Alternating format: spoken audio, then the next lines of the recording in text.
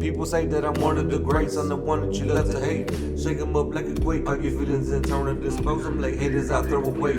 I'm forever blessed, got the spirit that's holy controlling me, I ain't gotta coordinate. I just sit back and buckle my bells and I'm ready to blast in the stars of my destination. Melted broadcast, open vision, melted broadcast, open vision, melted broadcast, open vision, melted broadcast, open vision. What's going on, everyone? This is Tony Mars with the Melted Broadcast. Today's returning guest, tenured art professor Fitzy, to discuss Atlantis like you've never heard before. Welcome to the conversation, Fitzy. Hey, thanks for having me back, you guys. I really enjoyed it last time and had a really great response. So, thanks for having me back. I look forward to it. It's good to have you back, Betsy. I'm excited, and Anthony is excited because you're actually going to be talking to us about Atlantis and sharing some information with us. So we're excited.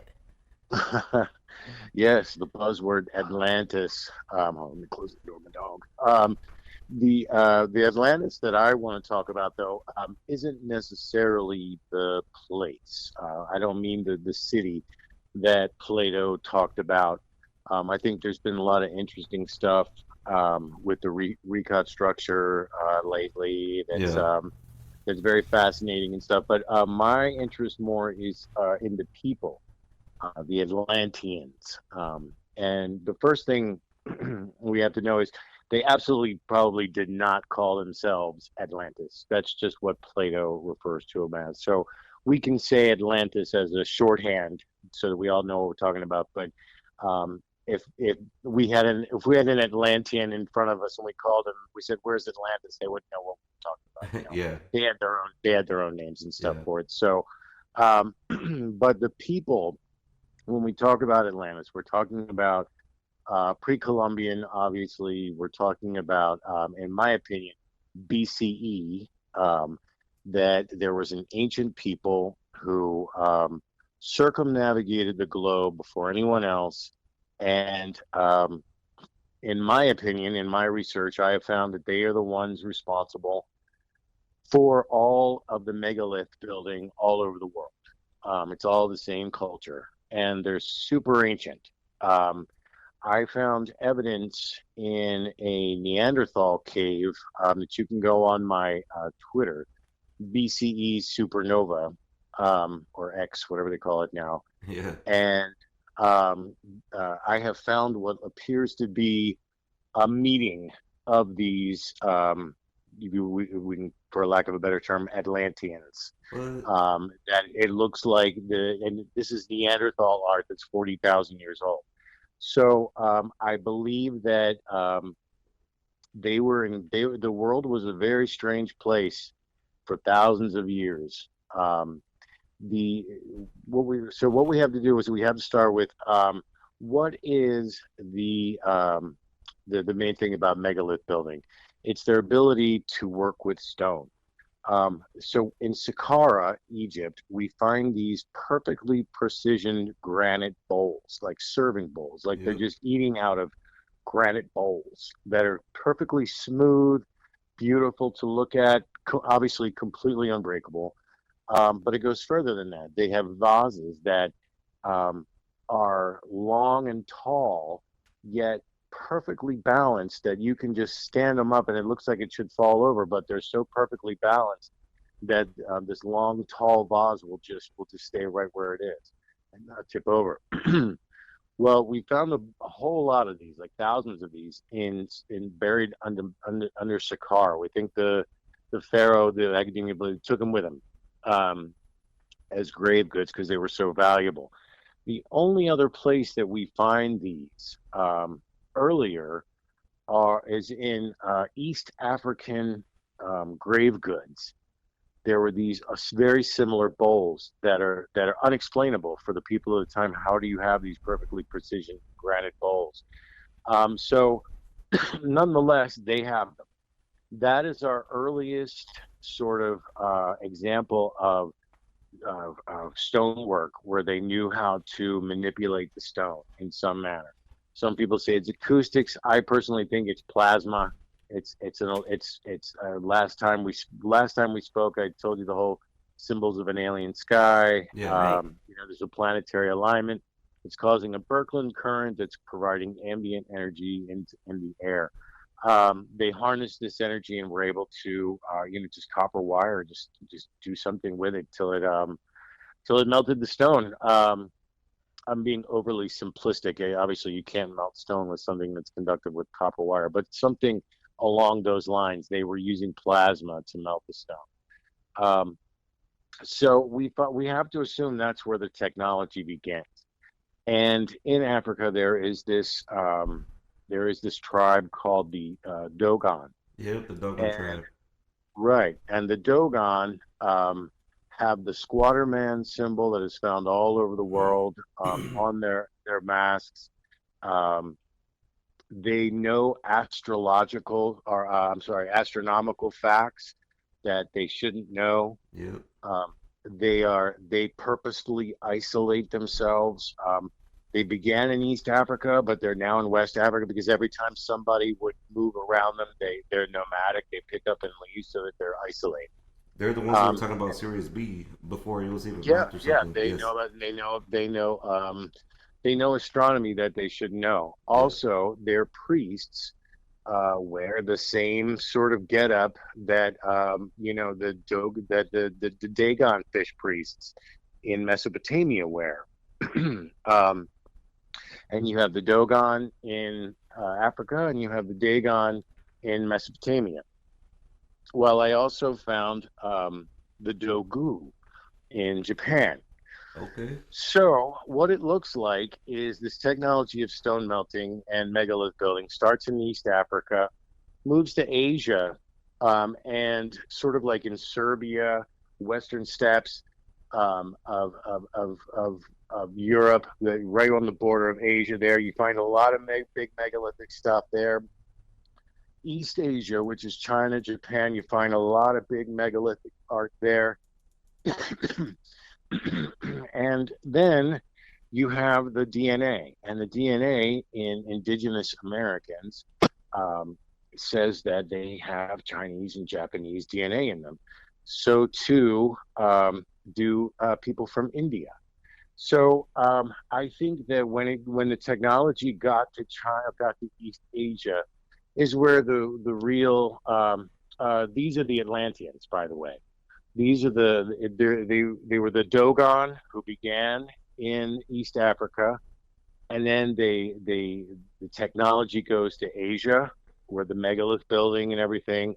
They sort of perfect it there, and then they branch out everywhere, and that's why there is Chinese and Japanese DNA in Native Americans today because of the migration as they're coming around. Now, what makes me say this also is I have found their, I call it their maker's mark or their builder's brand. They had a god that I find hidden, embedded on all of their megalithic stuff that they have made around the world. It resembles sort of a she dragon, like a she dragon head. Okay. And it's just that part. And they put it on everything that they made. And if you go on my Twitter, you will see many examples of where I found it. Just for a second. They put it on every megalithic structure that they made. They embedded it in there. I have found it in the King's Chamber, on the wall behind the sarcophagus. What? I have found it in Wyoming on Devil's Tower, which I believe is a megalithic structure. Yeah. I have found it on a granite sort of box that's outside of Saqqara. I have found it on a granite sarcophagus at the Serapeum. And I have found it in Peru, on various blocks that are in like they built all of the megaliths also in Peru. Yeah. There was they're embedding their god into it as sort of like a protection spell or making it sacrosanct. But it was like their builder's brand. They put it on everything, and it looks like a Chinese dragon, like the face. That's the closest thing I can say to a listener listening. But it's got really it almost looks like it has false eyelashes on. So it's like a she dragon is where I go. And there's lots of candidates in ancient past for who this evolved to. Like there's Tiamat in Mesopotamia. There's Lamashtu. The ancient Japanese culture has some sort of sea hag, sea dragon with a female face. So there's lots of offshoots of this. These Dagon fish priests in Mesopotamia wore a very particular outfit. They had they dressed like fish, essentially. They had a fish helmet with a fish head on top of it, and then their cloak made sort of a fishtail come behind it. And if you Google it online, there's people who've already done comparisons, including myself, that it looks exactly like the Pope hat. The Yeah. Pope hat is a really like a fish head.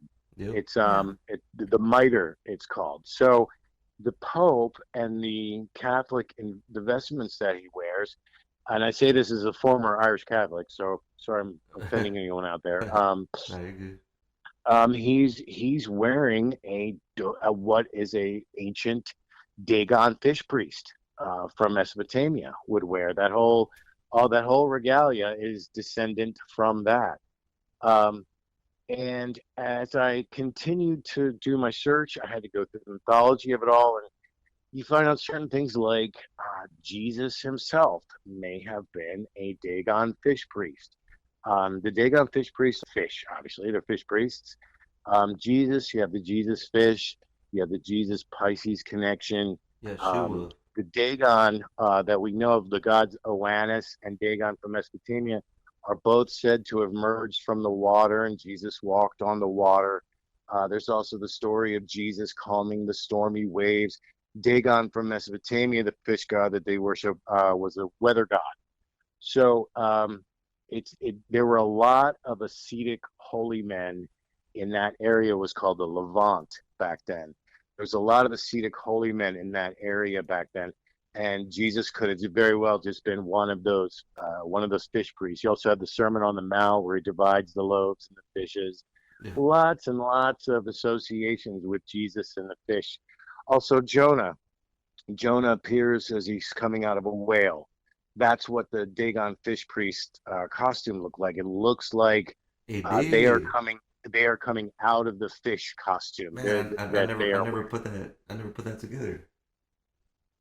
Yeah, yeah, no, it's these are the good Dagon. There were bad Dagon and they were good. They were good Atlanteans and bad Atlanteans. The good Atlanteans are the more recent ones, and you could say that Jesus was one of those. He's descended from that. However, what I am finding was this was not the Atlanteans that we think of, like you were romanticized in our head and everything. Um, the BCE era was a very brutal, brutal time. Most of the religions at that time practiced human sacrifice. Um, it was might makes right, and you took whatever you could. It wasn't this sort of bucolic, oh, Atlantis, they're in flying ships and stuff like that. No, no, they were a super advanced for their time. They could megalith build, in which they did. They could build ships. They could circumnavigate the world, but it wasn't a friendly migration. The Atlanteans were awful people. I'm sorry to say. Um, they put this dragon on everything, and to them, we would equate, like the Bible says, the dragon is the devil. They were essentially devil worshippers. So I know that sounds really bizarre and everything, but the stuff that I'm finding is really bad.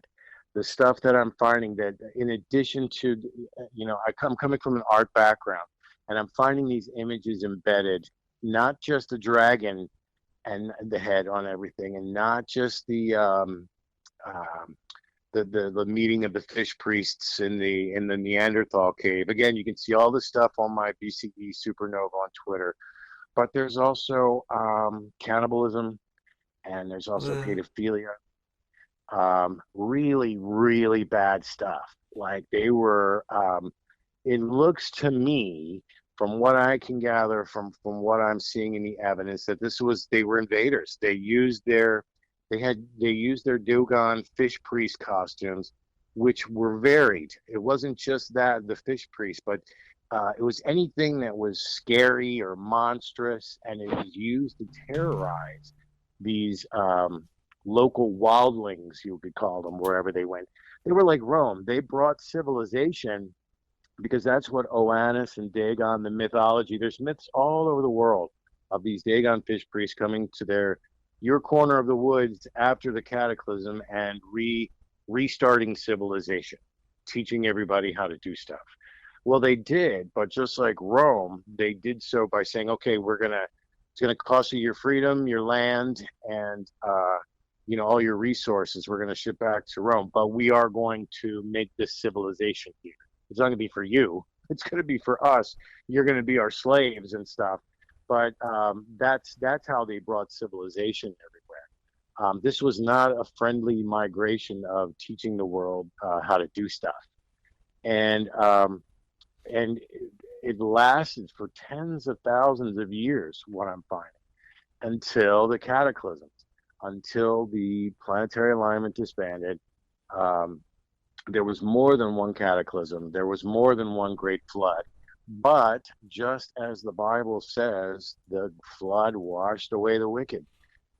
It really did. It washed away all these devil worshipping, cannibal, pedophile Atlanteans it was a who had blessing. used their Yeah. advanced technology to sort of conquer the world.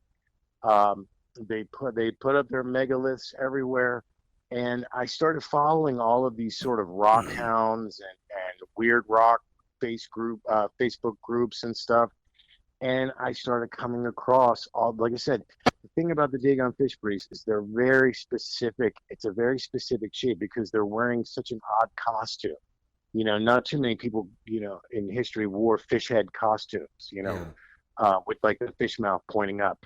So because it's such a distinct shape, I've been able to match it to, and this is going to sound crazy, but again, I invite people to go on my Twitter, BCE Supernova, and see for yourself. Check it out. I'm finding what are called effigies or small statues, which you find in Mesopotamia. So there's proof of concept, parallel, precedent. We know these things were made. We know these things existed. We just never knew they were in America.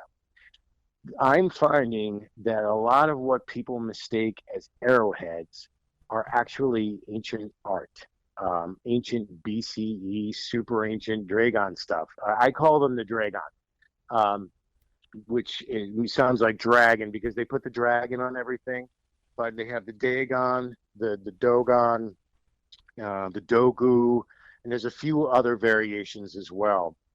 By the way, the Dogon tribe in Africa is still making the costumes today that look very similar to the ones that we see in museums that are supposed to be from Mesopotamia, 5000 BC. The tradition is still alive in where it started in Africa there. The cataclysm comes and wipes everything out, and I think then as a sort of the world begins anew because the Bronze Age collapsed. All of the powers, the superpowers that the Dagon were, like Egypt, the Ugaritic, the Anatolians in Turkey, all the major powers around the Mediterranean, the ancient Greeks, they all collapsed at the same time. And the geological survey tells us that there were massive floods at this time, earthquakes, and they don't know what it was. And I think that's one of the major cataclysms. I think that's about 1300 BCE. It was the collapse of the Bronze Age. So, it's as a reaction to the world being destroyed under the watch of these awful people. I think there was a restart of the movement, and it gave us what we know of as the ascetics today. And the ascetics are the holy men who, like, won't eat anything and stuff, like you see in India. And in India, they carry a little water pail called a kamandalu. You can Google that. It's called kamandalu. And if you look at ancient art of these Dagon priests, they're carrying the same little, looks like a Yeah, handbag, yeah. but It's a little it's bag. actually a, Yeah, Sumerian right. art. Yes. It's actually a water bucket. They believe in like a holy water because they're fish priests and they got the water and stuff. So it's Okay. yeah, so it's called a common dalu, and so they became these a new version. Instead of the devil worshiping thing, they said, well, that got the world destroyed. Let's try being good. Hmm. And so that's where you got your Jesus, that's where you got your Buddha, and that's where you got your Vishnu. I think these were all sort of the new wave of your Jonah, your new wave of ascetic holy men that were coming out of the same sort of movement, though. You have the Essenes in Judea and stuff. So we see the birth of the ascetics after that. Um, so I think that may have been a direct, but I romanticized Atlantis my whole life, Yeah, me and too. then to find out that they were just like the worst bad guys ever, like was like, oh, I don't want to know this. Um, and the more stuff I find, it's just like, God, they were just they really did just they went all out. Let's just say that, like how bad it gets, you can't imagine. Like you have go to my Twitter, it's on there and stuff. I don't even want to describe it yet. Just go see for yourself. And I have to be really delicate with that stuff when I draw it in and stuff, so it's more suggestive and not explicit. Yeah. I still have to have you fill in the blanks with your mind so that I don't get kicked off the platform and everything. But oh yeah, I remember. So I've been finding these Dogon headpieces. People are posting these odd rocks and stuff that they're finding. That there's no way they can be arrowheads. They're not sharp. They don't have a edge. It can't be any kind of hand axe. But clearly the rock has been shaped, um, and oftentimes it has markings on it and such. And I've gotten to the point where I can sort of look at it, and if it really is something that's been manipulated, like by human and not just a weird rock, I'm able to sort of see what's going on, and because I've seen so much of it now. So these things you have to rule out. They're not any kind of arrowhead, not any kind of. Nobody is saying they're an arrowhead. Nobody's saying it's a stone tool. There's all these sort of rock hound groups and stuff like, hey, I found this really weird rock on Yeah. Facebook. And you go on there and you go, oh yes, and not just that, it goes way beyond that. 'Cause people say, look, there's a face carved in this. You know, there's all this ancient art. I think the North America was inhabited very long ago, and they littered the North America with rock art, with lithic rock art. It's everywhere. Um, you have to know what you're looking at. You have to know how what they're making and stuff, because they didn't make art the same way we do. When we make a face or something, um, it's meant to say, look, it's a face. Yeah. They did several images together. So if you look at it this way, it's a face. If you turn it this way, it's something else. If you turn it that, they would have thought our art today too simplistic and like, oh yeah, it's one thing. What else did you do with it? They didn't like the Aztec and the Maya didn't have a word for artists. They called them magicians. They used the same word. So they thought of their artists as magicians. And so when you have to when you look at one of their lithic arts, it is this from this angle, and then you turn it to something else, and it becomes a different picture. Yeah. They were, and but if you look at it, you just think you're seeing a rock. So it's like the perfect cloaking spell, but at the same time, and the really awesome thing about it is once you lock on and you see it for, oh, there it is, it explodes in detail. Like once your eye relaxes to the level of the art that it's supposed to be, that you're supposed to, so you can see it pop out, it really pops out with all of this extra, extra detail. You're like, oh wow, yeah, no, now it looks like it's looking right at me. Like they're really good. It's a really complex, difficult study. The small stuff that they do is almost as impressive to me as the megaliths, because there's such fine detail on these stones that when you see it, it's like this is something that could only be done with like a jeweler's tool, Yeah, like a magnifying glass and yeah, a for really sure. fine. How did they do this? And in some cases, it looks like it's melted and stuff. But I'm finding all of this. They're called Dagon effigies. These mini Dagon effigies. That people are just saying, "What's this weird stone?" It's highly eroded, and we just don't recognize what it is anymore because we don't make art like that, and we don't recognize their mythology and their images that they're putting on it. And a lot of times, it's pornographic, so it's not something easy to show. Hey, look, Yeah, this is on here. but even with the You know, Greeks, I mean, a lot of their stuff was pornographic. yeah, I mean, people don't change, right? It's like Yeah, give give a guy a give a guy a piece of wood and a knife, and eventually he's going to make something he yeah. shouldn't make with it, right? Welcome to the show. Yeah. That's where I am with Atlantis. Is that I think it's a really ancient religion based off of the cosmic event that I talked about in the last show. This planetary alignment was in the sky for the entirety of hominid existence, maybe almost as long as the Earth's been around. Okay.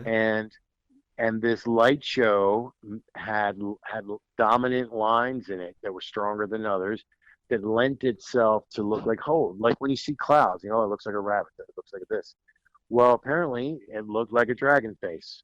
And it looked like this dragon face that they stamped on everything they made for thousands of years, maybe tens of thousands of years. Um, then the alignment comes apart, like the Bible says, the wicked were washed away.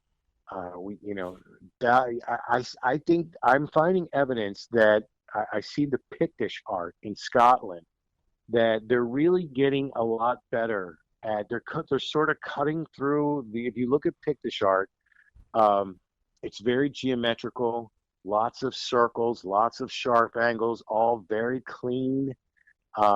They're getting away from interpretations, and they're this close to showing the planets like as it is, like no interpreted, like they've seen it for so long that they're getting a lot better at representing what it actually is in the sky that's being seen.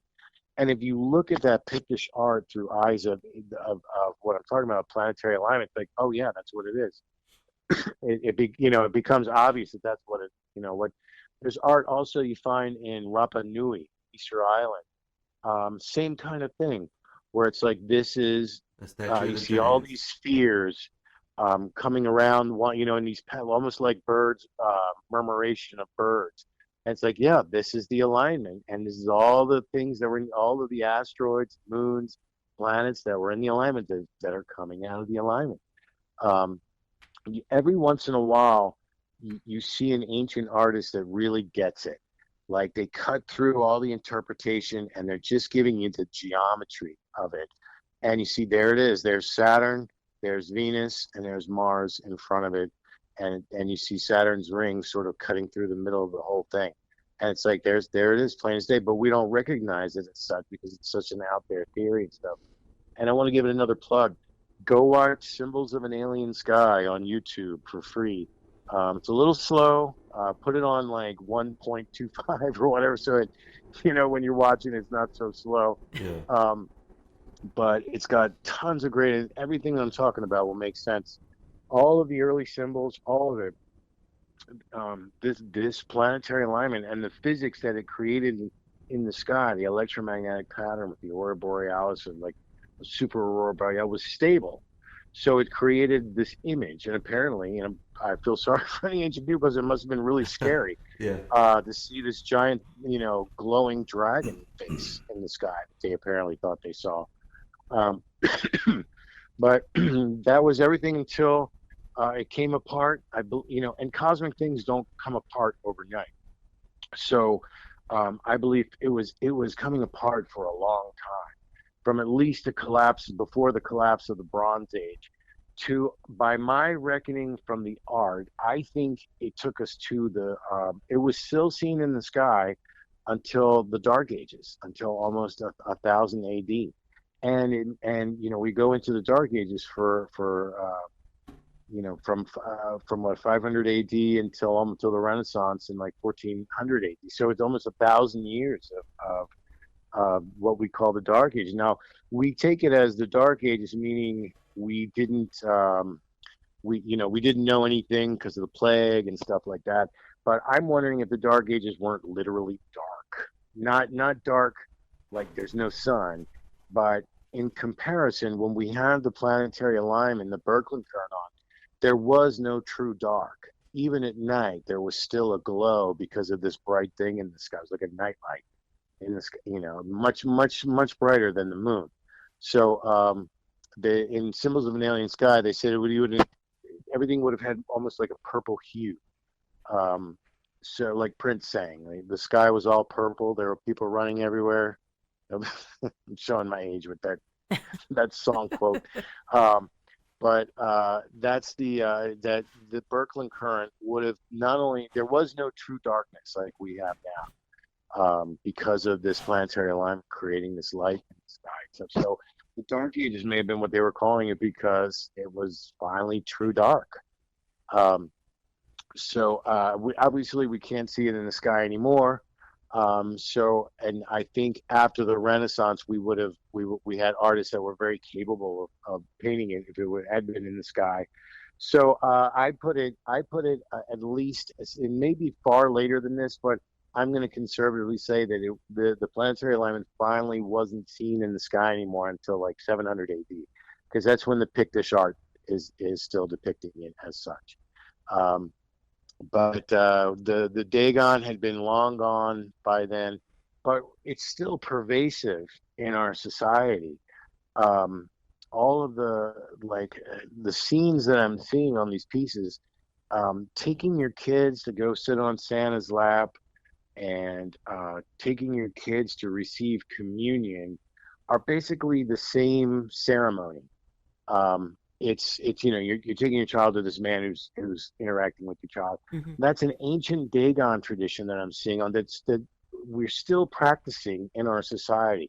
There's things that are still being practiced that we have no idea that's where that comes from. But they're very ancient. I call them the Dragon from the dragon, but because Dago became Draco, which became dragon. So that's what their name means, is dragon in our terms. But they said Dogon, Dagon, and the Dogu. So there's variations of dragon each time they settle someplace else. In Greece, it's Typhon. Typhon was the name of the she dragon that I've identified. Each have sects. SECTS, sects, like different divisions. Right.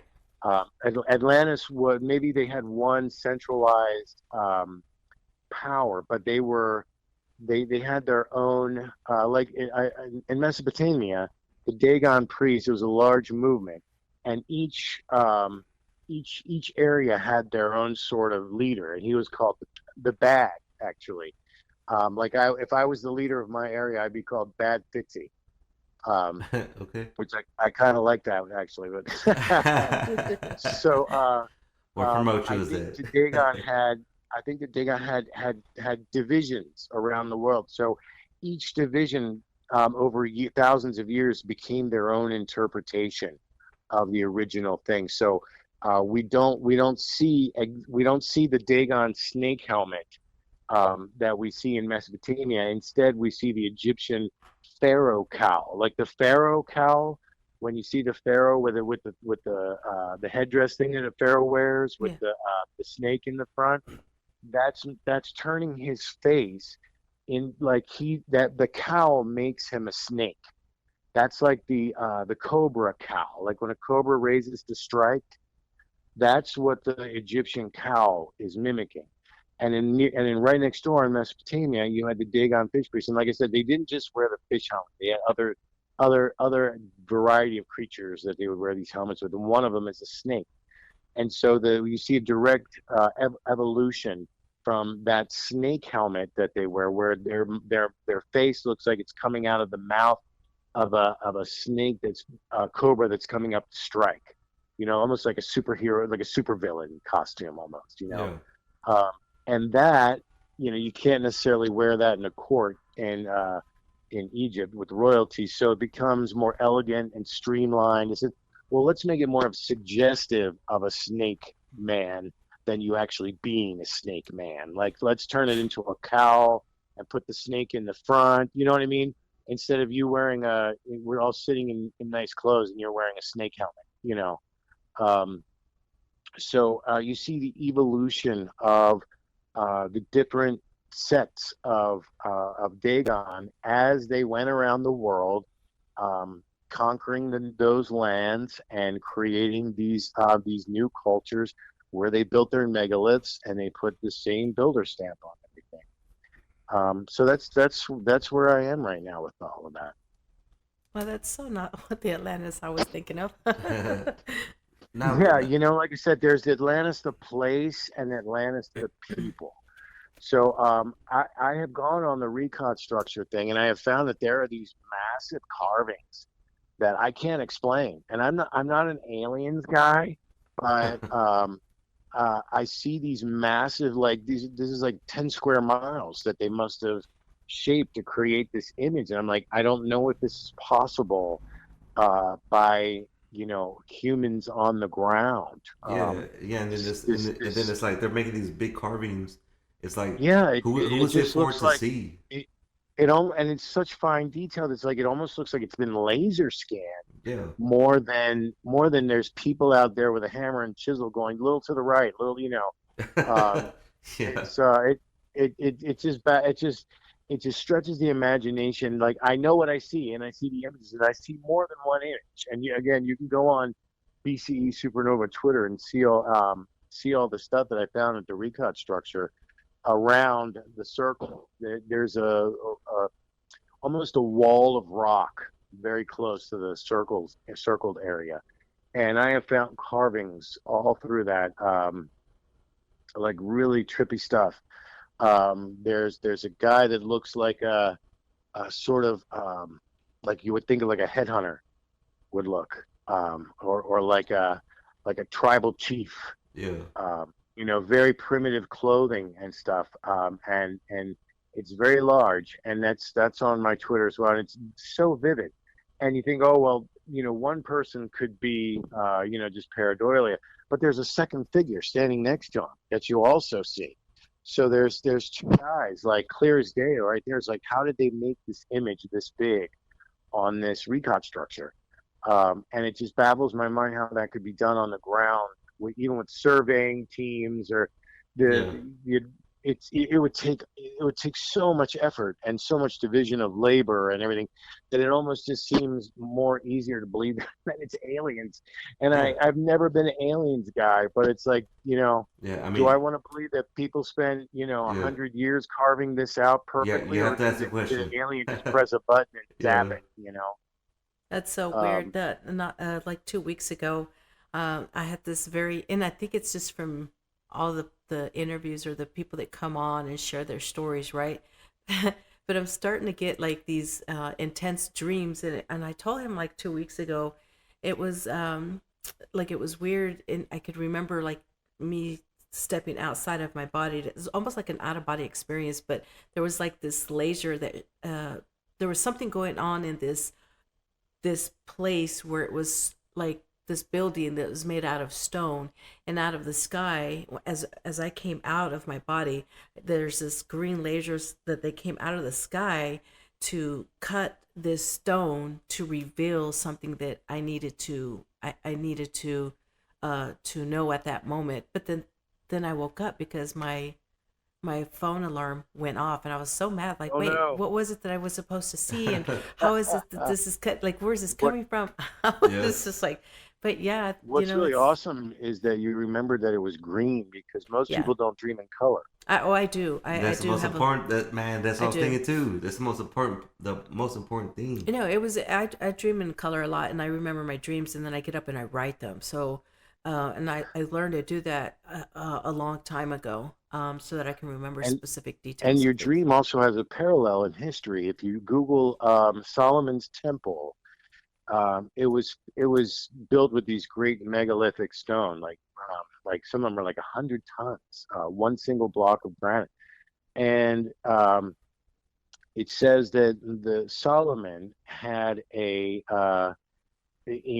called it sort of like a bug or some sort of insect or something that could be, but it said that it shot light from its mouth, and um, there was just, and you would have to take your stone in front of it, and it would cut your stone for you. So essentially, they had a bug-shaped laser of some sort. So it's the same kind of thing you're talking about as a light beam cutting the stone.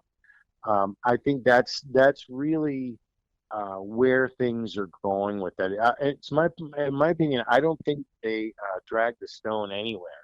I think that they made it rubble where they quarried it, easy to carry, carried it to where they were going to build, stuck it in a big pile, and then put a copper rod in the middle of it, and waited for the plasma to hit it from the Birkeland current of the planetary alignment. Hmm. Yeah. That strikes it, it melts the stone.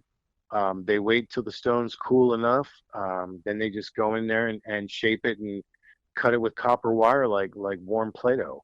And if you look at the stones at like Sacsayhuaman in Peru, they have this sort of puffiness quality to them, like dough that's been baked They or do. something, Yes. Yeah, they do. and it's almost like gravity is pulling it down. So that's what it really looks like to me. It really looks like it's got the consistency of like some sort of like warm Play-Doh or warm dough that they're just cutting up, and then it. I think if you told an ancient Atlantean, we should say, who I believe built all these megaliths, Yeah. uh, that we think that they were carrying 100-ton stones across mountains and rivers, I think they would have thought that's pretty funny. The Giants. Yeah. Well, I think the giant, and if you go to in researching these, back on the Dogon thing, the Dogon tribe, part of their costumes that they wear, they invented like a form of stilts Okay. to make their costumes really large, really tall. So I almost wonder if this is where the whole giants thing came from too. Not the giant stories that you hear, oh, there was a skeleton and all this stuff. Yeah, the I do Nephilim and all believe that that. they're really tall, right? But I think the giants like that the Bible talks about, there's and the Bible also mentions Dagon a lot. So there's in the Old Testament stuff, that it acknowledges that Baal, Dagon Yep. are the gods worshipped in the Levant that time, in addition to Yahweh. Yep. Now, though, we know that Enlil. Yahweh and Baal were pretty much the first. It's strange because the further back you go in ancient history, especially ancient religious history, it all becomes the same God. Like even the academics will tell you, well, this is the depiction of let's say Anat, but it's really, and then they'll give the Semitic name for, but it's the same goddess. So, and the very first god ever is a seated figure named El, and we still use when we say elevated, something is high, or in the Bible you have the Elohim, who are the Yep. higher angels. So anything El with a prefix of El in it comes from this first god El. That's kind of That's like the the Sumerian god Enlil, the brother of Enki. right, right. Anu, Enlil. Yes. Like I said, I think that it's all the same thing. I think it's all pareidolia, ancient artist pareidolia. They're looking up at this cosmic event light show, and they're all making their own interpretations of what it is. And that started everything. That started the religions and the spirituality, and seeing stuff in these lights, this pattern of lights, and going, well, that kind of looks like a wheel, and we invented the wheel from that. Right. And then was I'm going to make one of those. I'm going to make that shape right there. And they made that shape, and they said, oh, look, I can cut stuff with it. and we invented stone tools. But it was all from this shimmering pattern that was in the sky forever and ever. That's what I think. When it comes to, I was telling Tony about some of the stuff, like where did they come up with this stuff, and how is it that they make this? And I'm thinking that yeah, they had to have seen something, way, Right. way, No way, one way no one ever before. talks about why did the entire world come up with the same idea of arrowheads? Correct. Why did the entire world come up with the same idea of bow and arrows? These are cultures that are separated by thousands of miles. They're not having any Yeah. Right. communication with each other. The life expectancy is only about 20 years old. So how come we are seeing the same tools invented in this part of the world as invented over that part of the world? They're not sharing ideas. Yep. Right. So how are they coming up with the same invention so Exactly. similar? It's because they're seeing the same thing in the sky, and they're all copying the same thing in the sky. That's my opinion anyway. Yeah, Man. I would agree with that only because you're seeing, like different regions, they're seeing that in the sky all at, where else can you see it? Just like you said, we are separated. Everybody is separated from, far, Separated far by away. by oceans, Get separated correct. by time. That would be the You know, easiest you have places to. thousands of years, sometimes millions of years in Mm-hmm. between. Olduvai Gorge in Africa is supposedly the oldest, and those aren't even from Homo sapiens. I think it's like Australopithecus afarensis. Um, were making stones. So earlier hominids than ourselves were making hand axes and things. Where did they get this idea? Exactly. Um, and why do their hand axes and their things that they're making look like the ones that we see otherwise? And it gets really spooky how if you start to get into this whole thing with arrowheads and stuff, just how similar they are. And also sometimes you'll find like quartz arrowheads, and quartz is a very hard, brittle stone. So not only was it extra hard to make this arrowhead out of quartz, but it's not good for anything. The first time you shoot it, it's gonna break. So it doesn't make sense that someone would spend that much labor on so many core. But what you would spend that much labor on is something like a religious effigy, Mm-hmm. like a cross or something. Like for them back then, it's their equivalent. So they're spending all this time on this really pretty stone because they're making what they see in the sky, and they're making it like, this is my spirituality, this is my Yeah. spiritual token, this is my piece of that sky that I have with me.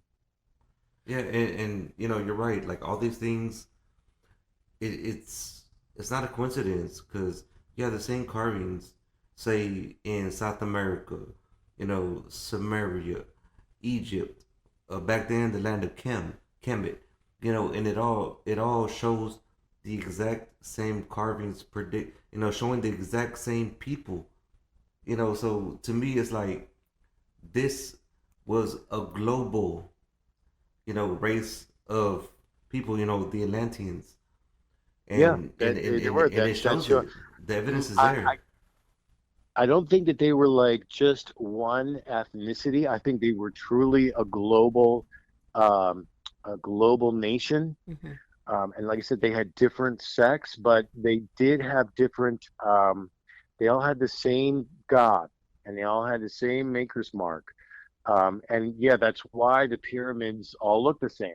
That's why you had the ones that are in South America look like, and the ones in Bosnia now that they're finding, the ones that are in Egypt and stuff. Why are they making the same shape all over the world? Yep. Why aren't people making different kinds of buildings and such? And as I said, I found their maker's mark on Devil's Tower in Wyoming. I think Devil's Tower in Wyoming is the American ancient Tower of Babylon. It's not the Tower of Babylon that was in Mess, but it's the same idea. Okay. It's the American version. I think that like I said, there's super ancient lithic, which means stone art, all all over America that we just don't recognize. It just Yeah. that's it's we've lost the ability to see what it is anymore. We don't make art like that. We don't see their art the way they saw it, and we don't recognize what it is that they're making. Yeah. And it was designed to be like magic. Like you would see it, like, oh, look at this appearing in this thing that just looks like a common ordinary rock, but actually you turn it this way and it's this whole scene. Um, it's just very foreign to us and to our eyes, so we don't recognize it. But you're absolutely right. It was a global culture that had divisions, but that's why there is such a commonality. There is some. It's the commonality began by everybody's making the same thing in the sky, and then once the Atlanteans conquered the world, it became united in that way as well. Is that there's things that are culturally pervasive that are very similar throughout the world, that all stretch back to this original Atlantis, or East Asian Dragon culture, as I call them. This is interesting. When you came on the first time, you opened my eyes to quite a bit of stuff. So I do follow you on X now. It's X, Twitter, X.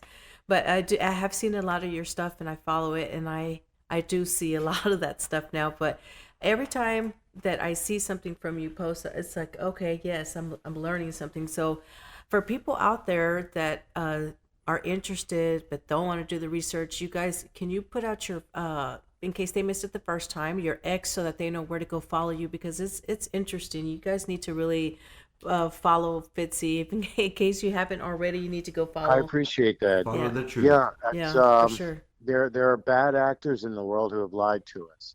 Right. There's the Illuminati is real. I never thought I'd say that, Oh Hmm. no, but they yeah, are. it's The real. academics know full well what the real story is. They keep it from us. There's I no way believe that I that. can see these things and they can't. My Twitter account is growing and growing, and I've seen people like yourself who say they see it. So I couldn't have this many followers, and I couldn't do what I do all the time, if or every day, if this wasn't. Something either looks like something or it doesn't. I Right. can't I can't I can't magic spell people into believing Yeah. that two things that aren't the same I need are you the to see same. this. Right, right. I can't put a picture of a dog. I'm going, look at this cat, everybody. Um, Yeah. so I only put up stuff that I find I show. I don't tell. So I Hmm. say, look, this looks like an exact match to me. What do you think? And then I put it, and I don't want to look like like a crazy person. So I make sure that they really are something. And I'm currently helping my mom, and she's 73, and there's a lot of things I take to my mom first. I go, is this a match? And she'll look at it and go, oh my God. But I don't show her the real crazy stuff, but she's, oh Yeah. yeah, God, it's totally. So if my 73-year-old mom sees it, I know it's, and I post a lot on the Twitter, and it's just because that's the only way. Because anything I post, people can just, oh, it's trick of the light. Your eyes are playing games on you. It's pareidolia. The only way that I can combat that argument is by providing multiple examples on different things of the same thing. If I show you this dragon stamp that they put on everything in one thing in Peru, you can go, oh yeah, maybe I see it, maybe I don't.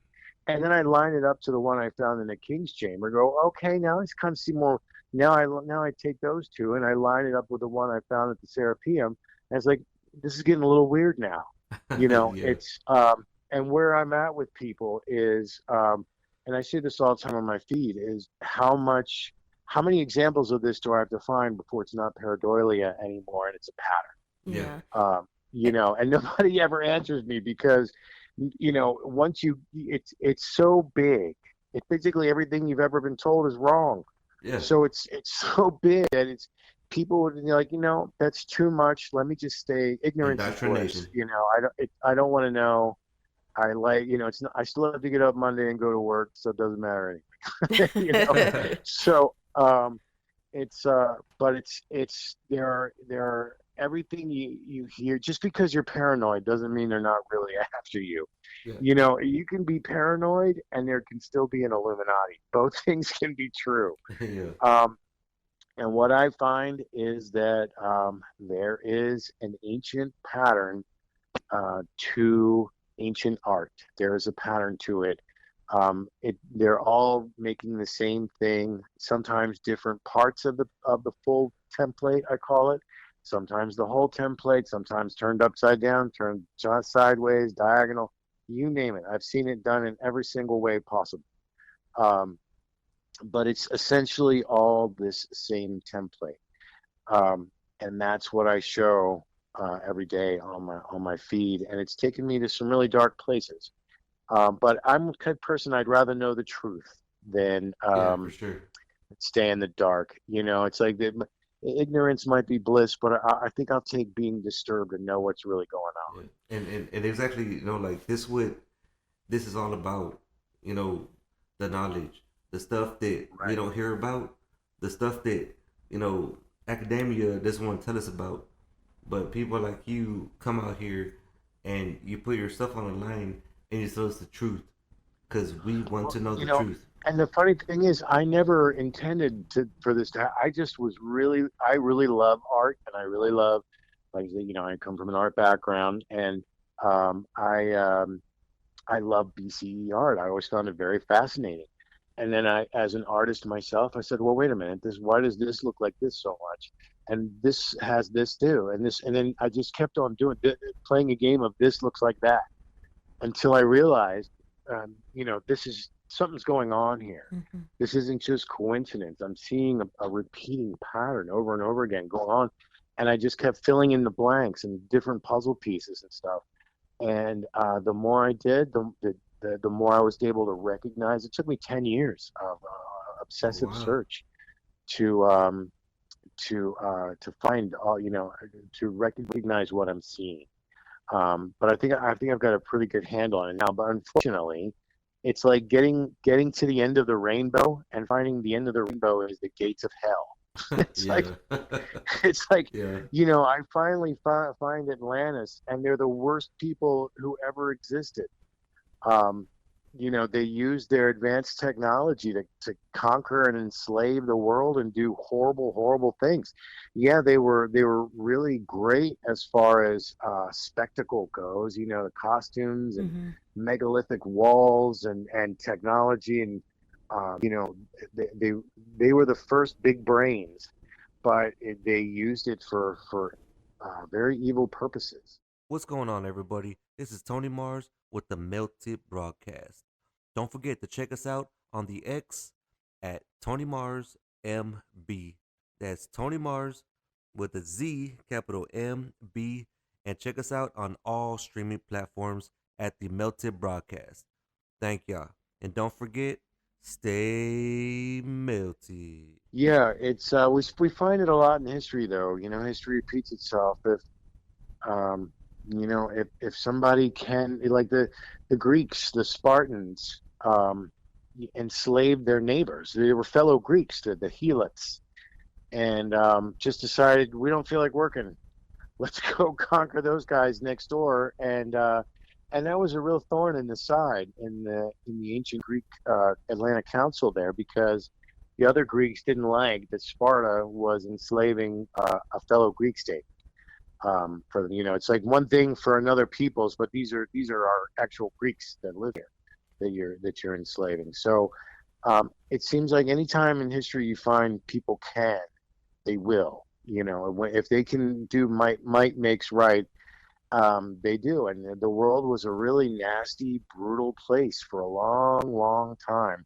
Um, that's why I said, the cataclysms and the Great Flood may have been the best thing that ever happened to the world. Yeah, it completely destroyed everything, but it needed to be destroyed. It was terrible. It was a wicked, wicked place. In Carthage, they practiced baby sacrifice, Yeah. where the rich people would go to the poor section of town and buy babies to sacrifice to Moloch. And that's still going Um, on today. yeah, it was like it was like Conan the Barbarian. It was like sword and Okay. sorcery. Yeah. It was the world was a might made right, and society saved us from that, and that was only possible after the cataclysms, like the Bible said, washed away the wicked. They were the evil power that was destroyed by the cataclysms, and the world was able to restart. Unfortunately, it seems like the evil element never fully went away, and they're kind of back stronger than ever now, as the Jeffrey Epstein's, Yeah. Mm-hmm. all of that stuff, all the stuff that they talk about the Illuminati, with like the pedophilia and the cannibalism and the witchcraft and all that. Yep. All of that is what I'm finding with this ancient East Asian advanced civilization that we call Atlantis. The modern Illuminati, the Satanism, all that stuff. Remember, I told you the Atlanteans, I'm finding out they were devil worshippers. They didn't call them the devil, but their own version, dragon. Yeah. Right. It allowed them to be as evil as they want. So that's essentially what they're doing. I never meant to find out about all this stuff, but my study of the BCE stuff inadvertently taught me all about the occult and the Illuminati for only one reason. It's all the same thing. They're, the Illuminati and the occult are just the BCE religions carried on. It's pagan stuff.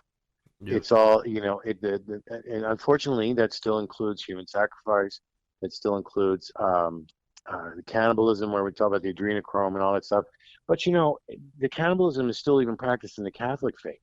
The whole Holy Eucharist. This is the blood of my blood. The bread is my bones.